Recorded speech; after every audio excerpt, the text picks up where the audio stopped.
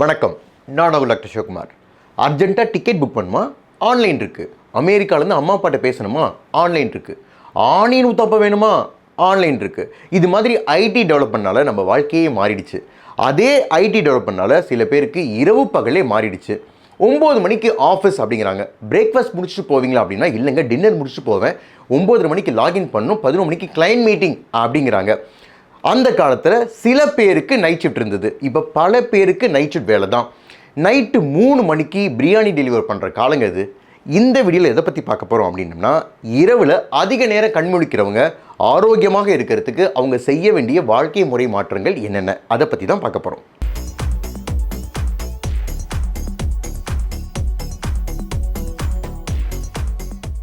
ஒரு மனிதன் அவனுடைய வாழ்க்கையில் 1/3 பங்கு தூக்கத்தில் தான் இருக்கான்.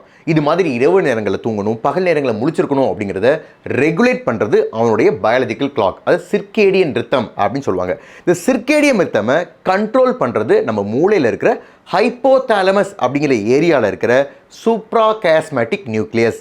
இந்த ரொட்டீன் கெட்டு போச்சு அப்படின்னா, அதாவது இரவு நேரங்களில் அதிகமாக முடிச்சிருக்கிறது, பகல் நேரங்களில் தூங்குறது, அது மாதிரி கெட்டு போச்சு, ரொட்டீன் கெட்டு போச்சு அப்படின்னா அது சிர்கேடியன் டிஸ்ரப்ஷன் அப்படின்னு சொல்லுவாங்க. இதனால் என்ன ஆகுது அப்படின்னா, நம்ம உடம்புல ஹார்மோனல் மற்றும் மெட்டபாலிசம் மாற்றங்கள் நடக்குது. ஹார்மோனல் சேஞ்சஸ் என்னென்ன அப்படின்னா, நம்பர் 1, இரவு நேரங்களில் அதிகமாக உருவாகக்கூடிய மெலட்டோனின் ஹார்மோன் அளவு குறைவாக தான் உருவாகுது. நம்பர் 2, அதிகாலையில் உருவாகக்கூடிய கார்டிசால் அளவும் குறைவாக தான் இருக்குது. நம்பர் 3, பகல் நேரங்களில் உருவாகக்கூடிய கார்டிசால் அளவும் குறைவாக தான் இருக்குது. நம்பர் 4, கிரெலின், அதாவது பசியை தூண்டக்கூடிய ஹார்மோன் அதிகமாக உருவாகுது. பசியை தடுக்கக்கூடிய லெப்டின் அப்படிங்கிற ஹார்மோன் குறைவாக தான் உருவாகுது.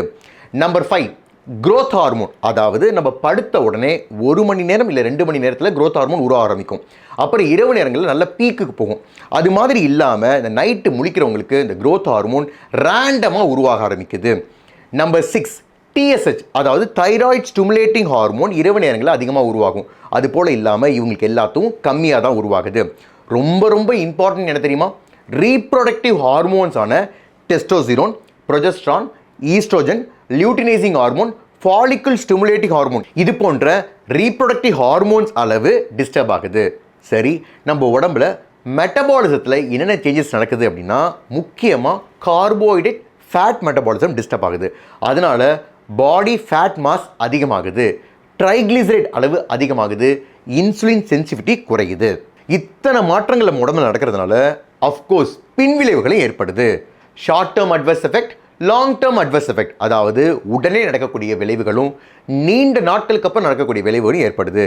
ஷார்ட் டேர்ம் அட்வர்ஸ் எஃபெக்ட் என்னென்ன அப்படின்னா, தூக்கமின்மை, உடல் சோர்வு, செரிமான கோளாறுகள், சீரற்ற மாதவிடாய், மனநிலை மாற்றங்கள். லாங் டேர்ம் அட்வர்ஸ் எஃபெக்ட் என்னென்ன அப்படின்னா, சர்க்கரை நோய், இருதய நோய், உடல் பருமன், விட்டமின் டி குறைபாடு, அதனால் வரக்கூடிய எலும்பு சார்ந்த பிரச்சனைகள், புற்றுநோய், அதுவும் குறிப்பாக பெண்களுக்கு மார்பக புற்றுநோய், ரீப்ரொடக்டிவ் ப்ராப்ளம்ஸ் அப்படின்னு எடுத்துட்டா increased infertility, dysmenorrhea, early menopause, miscarriage during pregnancy. So இத்தனை பிரச்சனைகள் இரவு நேரங்களில் அதிகமாக முழிக்கிறவங்களுக்கு வருவதற்கான வாய்ப்புகள் அதிகம்.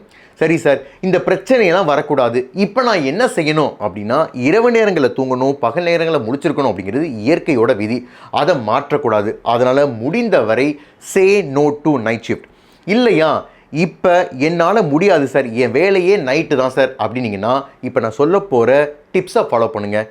Number 1, sleep tips. Night shift முடித்து மறுநாள் காலையில் 8 மணி நேரம் தொடர்ச்சி, அதை கண்டினியூஸாக டிஸ்டர்பன்ஸே இல்லாத மாதிரி தூக்கம் இருக்கணும். அதுவும் தூங்கும் வரை எப்படி இருக்கணும் அப்படின்னா, இருட்டாக, கொஞ்சம் கூட வெளிச்சம் வராத மாதிரி இருட்டாக இருந்தால் நல்லது. முடிந்தால் தேவைப்பட்டால் ஐ மாஸ்கோ இல்லை இயர் ப்ளக்கோ வச்சுட்டு தூங்குங்க. தூங்கும் அறையில் செல்ஃபோன் கண்டிப்பாக வச்சுக்காதீங்க. ஏன்னா நீங்கள் எல்லாம் தூங்கிட்டு இருக்கும்போது தான் ரொம்ப அர்ஜென்ட்டாக லோன் வேணுமான்னு கேட்பாங்க. அதனால் செல்ஃபோனை அந்த அறையிலே வச்சுக்காதீங்க. தூங்குறதுக்கு 1 மணி நேரத்துக்கு முன்னாடியிலிருந்தே ப்ளூ லைட் எமிட்டிங் டிவைஸை, அதாவது டிவி, செல்ஃபோன், லேப்டாப் எதையுமே பார்க்காதீங்க. பசியோடு தூங்காதீங்க. அதே சமயம் தூங்குறதுக்கு முன்னாடி கேஃபினேட்டட் ட்ரிங்க், அதாவது காஃபியோ டீயோ எடுத்துக்காதீங்க. இப்போ நம்பர் 2, டயட் டிப்ஸ்.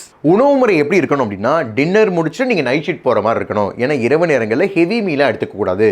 வேணும்னா ஸ்நாக்ஸாக எடுத்துக்கலாம். உதாரணத்துக்கு boiled egg, salad, fruit salad, vegetable salad, sprouts, nuts, இது மாதிரி எடுத்துக்கலாம். பால் கூட எடுத்துக்கலாம். நிறைய தண்ணீர் குடிக்கணும். அதே சமயம் high sugar, high fat, salt இது மாதிரியான அல்ட்ரா ப்ராசஸ்டு பேக்கெட் ஃபுட்டை எடுத்துக்கவே கூடாது. ஸோ இரவு நேரங்களில் வேலை செய்கிறவங்க டயட் பிளான் எப்படி இருக்கணும் அப்படின்னா, உதாரணத்துக்கு உங்கள் வேலையானது இரவு 9 மணிலேருந்து காலை 5 மணி வரை இருந்தது அப்படின்னா, வேலை முடிச்சுட்டு வந்துட்டு வீட்டில் 6 மணிக்கு மைல்டாக பிரேக்ஃபாஸ்ட், அதுக்கப்புறம் 7 மணிக்கெலாம் நீங்கள் தூங்க போயிடுறீங்க. 3 மணி வரை, அதாவது மதியம் 3 வரை 8 மணி நேரம் எந்த ஒரு டிஸ்டர்பன்ஸ் இல்லாமல் தொடர்ச்சியாக இருக்கணும் உங்கள் தூக்கம் என்பது. எந்திரிச்ச உடனே நீங்கள் லஞ்ச் சாப்பிட்லாம்.